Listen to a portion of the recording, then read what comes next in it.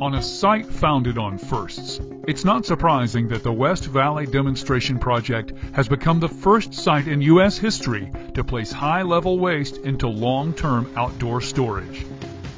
In 1966, West Valley became the first site in the country to commercially recycle used reactor fuel. Over the next 6 years, site workers processed 640 metric tons of spent nuclear fuel. West Valley was the only commercial nuclear fuel reprocessing plant in the United States to ever operate. They took commercial fuel and they basically tore it down into the different chemical components to reprocess it, just kind of like you're recycling. In the course of the reprocessing of the reactor fuel, they generated approximately 600,000 gallons of high-level nuclear waste. By 2002, West Valley workers had solidified the liquid high-level waste, converting it into stable glass logs through a process known as vitrification. The project was a very big success between about 1995 and 2002. 275 canisters of vitrified waste were created from the 600,000 gallons. And now the glass is still left in the middle of the building in these storage containers. They look like glorified milk cans. The objective of our contract right now is to perform D&D of the site and to demolish the main plant building. To accomplish this, the canisters must be removed from the building.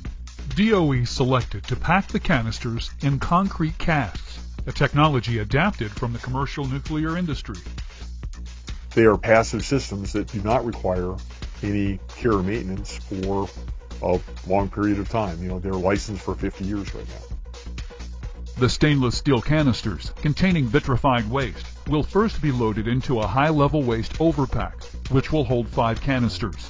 The overpack will then be placed into a steel-lined, reinforced concrete storage cask. It's got a liner, and outside that liner is a bunch of rebar, very dense, vertical, horizontal, all the way around. And then what they do, they fill up that cavity where the rebar is with concrete. So there's a form on the outside that holds the concrete in between the inner liner and that form.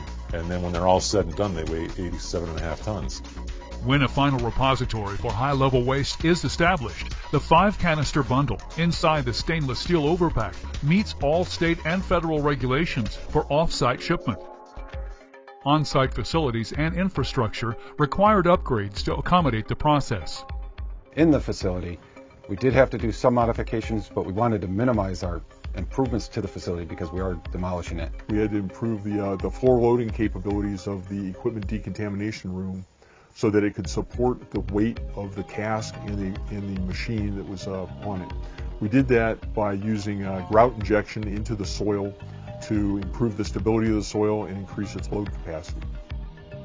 We had to upgrade the haul road between the loading facility and the pad. As you can imagine, an 87.5 ton cask that's lifted by a piece of equipment that weighs about 50 tons itself, you need a lot of structural stability in your road. We also had to construct the pad for the interim storage of the casks.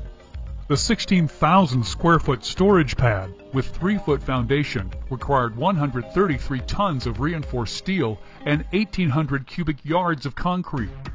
We had 100 trucks a day come in as we were placing the concrete. It was quite an undertaking. Due to the high levels of radiation in the canister storage location, all work would be performed remotely. The radiation levels inside the cell prohibit any type of manned entry, so everything we do in that cell is done remotely. A low-profile rail cart was constructed to allow movement between high-rad areas and load-in, load-out facilities. Highly skilled remote operators load 5 canisters into a specially designed overpack. Again, remotely operated cranes move the 5-pack into a cask, aided by a multitude of cameras to guide the process. You can't go into CPC. There's no way. The red levels are way too high. You can't go in there. It's a pretty simple operation of the grapple grabbing a hold of it. It's the camera angles. You get the camera angles right, set it down on there. There's a certain sequence you have to go through to lock it on and unlock it. But once you get centered up on it, drop it down on it, bring it up, and pick them up. Radiation levels for a single stainless steel canister can range from 2.5 million millirem to about 7 million millirem. Once placed into the storage cask, the radiation levels are reduced to 1 millirem.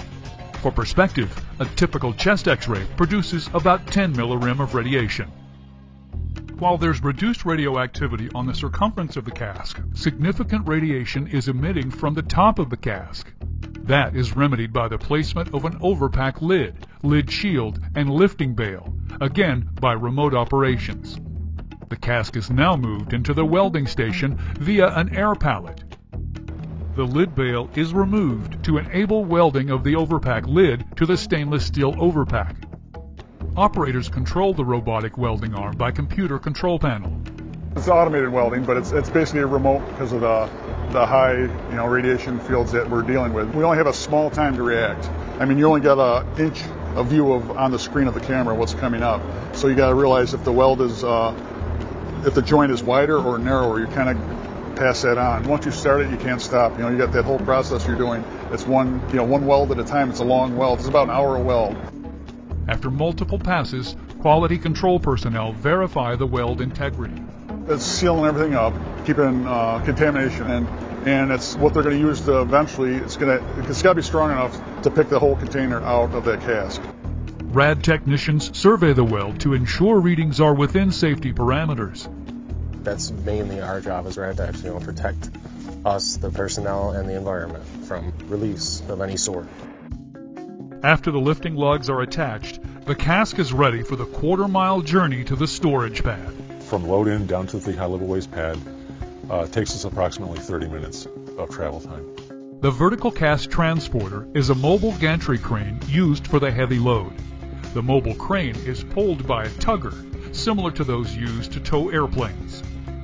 The main thing we did to that was put some extended mirrors, similar to what they use for moving mobile homes, so we could see. And then we hitched that to the VCT, which basically only has a motor that drives the hydraulics. So it's like a big hay wagon. After 4 years of preparation, the excitement of success is evident. It's been a long time. It's kind of exciting to get that first one up. I mean, everybody's worked hard. It's stressful, but it is kind of cool too. We want to get the job done right and correctly, and it's totally new for me. And like I said, I'm used to hands-on. Now going back to hitting a touch screen, that's totally different. The kids will do great with this. To them, it's like a video game.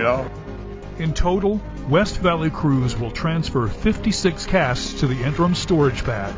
The team is scheduled to achieve its next first by 2018, becoming the first site in the DOE complex to relocate its entire high-level waste inventory to long-term passive storage.